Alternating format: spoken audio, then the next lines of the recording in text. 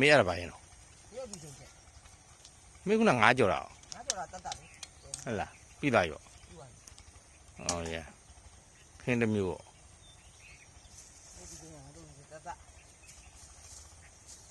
မပြီးကြလားအဲ့ဒါမေးရခဲညင်ဒီဘက်ကများနေလားအောင်စမှာကြတော့အော်အဲ့ဒါလားအော်ဂနစ်တွေပဲနော်အပင်ကနေတခါတည်းခူးတာဟမ်ဒီမှာခင်းအမျိုးစုံရှိတယ်လို့ဟာရှိရအောင်ခင်းကျင်ဒီရဲ့ငရုတ်ဒီစိမ်းရဲ့ခဲခေါ်ဒီရဲ့ခင်းကျင်ဒီရဲ့နန်းနန်းပဲမောင်လာပဲခရမ်းဒီရဲ့ပဲဒီရဲ့ချက်မောင်ရဲ့ကြောက်ဖြုံဒီရဲ့ဖြုံဒီရဲ့ဟောကြောက်ဖြုံဒီမဟုတ်လားအဲ့ဒါကြောက်ဖြုံဒီရွှေဖြုံဒီမှာရှိတယ်နှလုံးကြီးပဲဟုတ်လားစင်မုံမှာဩရွှေဖြုံဒီရဲ့ရှိတယ်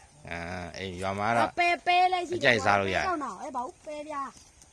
ပဲပစုံပြောတာပဲပစုံလည်းရှိတယ်ပဲမြည်လည်းရှိတယ်အိမ်ပြန်လာရင်တော့အမေလက်ရတက်တက်လို့တွေကုန်စားရတာပဲနော်ဟဲ့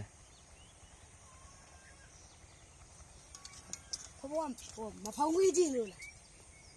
ရှယ်ရီ